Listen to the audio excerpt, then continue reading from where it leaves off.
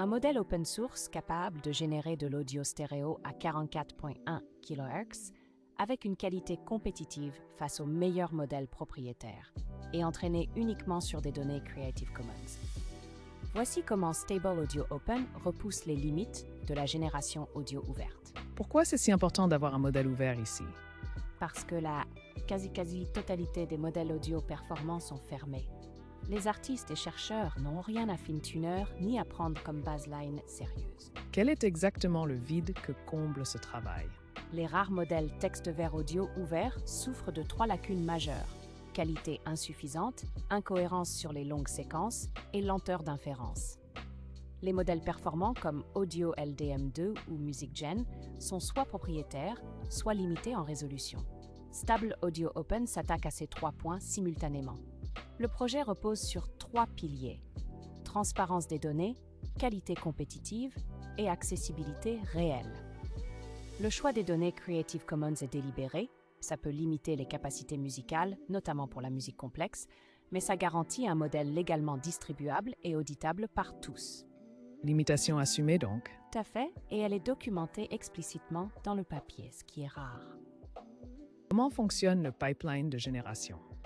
Le texte est encodé via CLAP pour obtenir des embeddings sémantiques. Un auto-encodeur compresse l'audio en espace latent, ou un diffusion transformer opère la génération guidée par le texte. À l'inférence, DPM Solver Plus résout la diffusion en 100 pas avec un scale de guidance de 7.0, puis le décodeur reconstruit l'audio stéréo à 44.1 kHz. Les longues séquences audio posent un problème d'attention quadratique. Pour y remédier, le modèle utilise une attention par bloc et le gradient checkpointing, ce qui réduit significativement les besoins mémoire sans sacrifier la qualité. L'optimiseur AdamW avec un scheduler incluant un ramp-up exponentiel stabilise l'entraînement. Ces astuces sont connues. Pourquoi les mentionner? Parce que leur combinaison spécifique pour l'audio stéréo longue durée est la contribution pratique ici. Pourquoi limiter aux données Creative Commons? C'est un choix éthique et légal, permettre une distribution sans ambiguïté de droit. Le dataset couvre sons ambiants, effets et instruments, mais la musique y est sous-représentée. Les auteurs le reconnaissent explicitement comme limitation, notamment pour la génération musicale complexe. C'est un modèle honnête sur ses frontières. La figure montre la chaîne complète. L'auto-encodeur compresse l'audio en représentation latente compacte, le diffusion transformer génère dans cet espace guidé par CLAP, et le décodeur produit directement du stéréo natif à 44.1 kHz sans post-traitement d'upsampling. Pas d'upsampling en sortie, c'est notable. Oui, ça évite les artefacts classiques des pipelines cascades et simplifie l'architecture. Quels sont les hyperparamètres clés à retenir?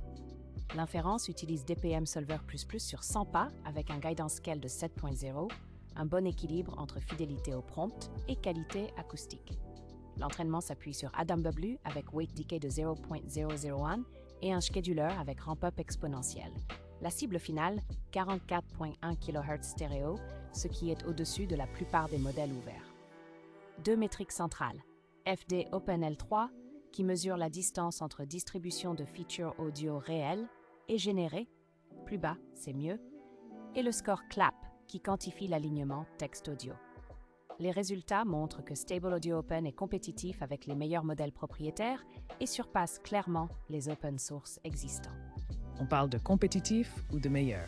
Compétitif sur l'ensemble, avec un avantage spécifique sur la synthèse stéréo haute fidélité. Stable Audio Open représente un jalon concret, une baseline open source sérieuse pour la génération audio, avec une architecture transparente, des données auditables et des performances qui tiennent face aux modèles propriétaires.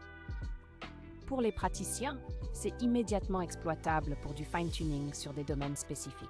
Quelle suite logique pour approfondir le sujet? Je recommande d'explorer les travaux sur la génération musicale conditionnelle, comme MusicGen ou Audio LDM2, pour comprendre où les données limitent vraiment les capacités. Si cette analyse vous a été utile, abonnez-vous. On couvre régulièrement ce type de papiers fondamentaux en audio et génération.